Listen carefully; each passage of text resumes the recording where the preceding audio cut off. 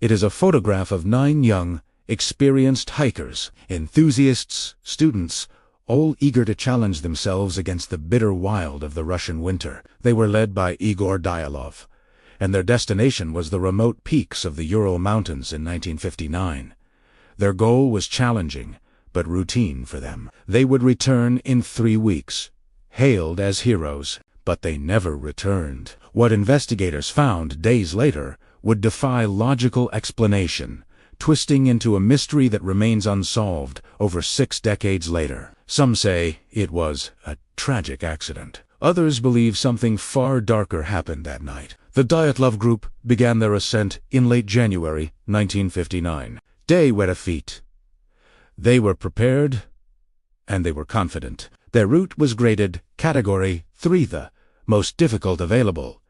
Everything was proceeding according to plan. On February 1st, they set up their final camp on the slopes of Kalatsa. This was the last time any of them would be seen alive. They were expected to telegram their sports club by February 12th. When the date passed, there was no alarm. Delays were common. The alarm wasn't raised until February 20th.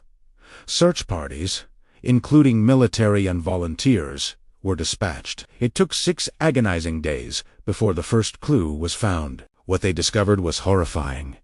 The tent. It was semi-buried in the snow, pitched incorrectly, and most crucially sloshed open from the inside. Investigators noted that essential items, food, cold weather gear, even their boots were left inside. The 9 hikers had fled down the slope, heading toward a nearby forest, in temperatures as low as -30 degrees Celsius, and they had no boots. The first 2 bodies, Yuri Krivonashenko and Yuri Doroshenko, were found by a large cedar tree, nearly a mile from the tent. They were dressed only in their underwear and socks, and their hands were bruised. Near them, the investigators found evidence of a struggle, a crude fireplace they had attempted to build. Further up the slope, 3 more bodies were found, Dyatlov, Kolmogorova, and Thiba. It appeared that they had been crawling back towards the tent. What followed deepened the mystery. Krivonashenko's outer clothing was found on the remaining body, suggesting they had desperately cut the clothes off the dead to survive. The first 5 autopsies pointed to hypothermia as the cause of death, but when the remaining 4 bodies were finally found 2 months later in a deep ravine, the facts became truly sinister. 3 of the hikers had suffered fatal, crushing injuries. 1 had a severe skull fracture. 2 others had major chest fractures injuries, so severe a doctor compared them to the trauma of a high-speed car crash, but there were no external wounds. The damage was internal, caused by an immense, non-blunt force. As if that were not enough, Ludmila Dubinina was found missing her tongue, eyes, and parts of her facial tissue. The official report declared the cause of death was an unknown compelling force. And perhaps the most unsettling discovery. Tests found low levels of radioactive contamination on some of the hikers' clothes. This detail, combined with the extreme injuries, forced the investigation to shut down and the files to be stamped secret. Decades have passed, but the debate rages on. 3 main theories attempt to explain the unexplainable event that drove these experienced hikers to such a frantic, fatal escape. Theory 1.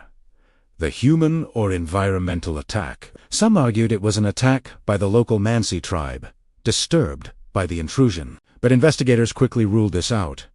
The footprints belonged only to the hikers, and the Mansi are peaceful. Others went further, suggesting secret Soviet weapons testing or even extraterrestrial interference, fueled by the radiation findings. Theory 2.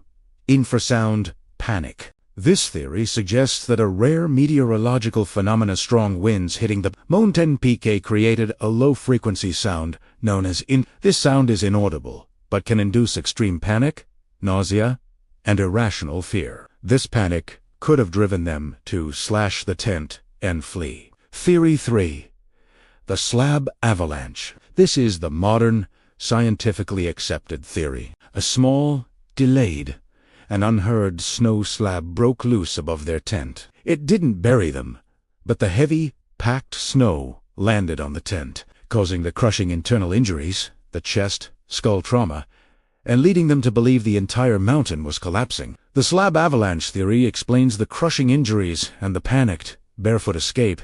The missing tongue could be explained by post-mortem scavenging animals. Even the radiation was likely civilian from military gear or a mining facility. But for many, the official answers feel hollow. They fail to explain the intense urgency, the desperate crawl back to the tent, or the final chilling image of 9 young people fleeing a danger we can still only guess at. Narrator. Final, serious thought.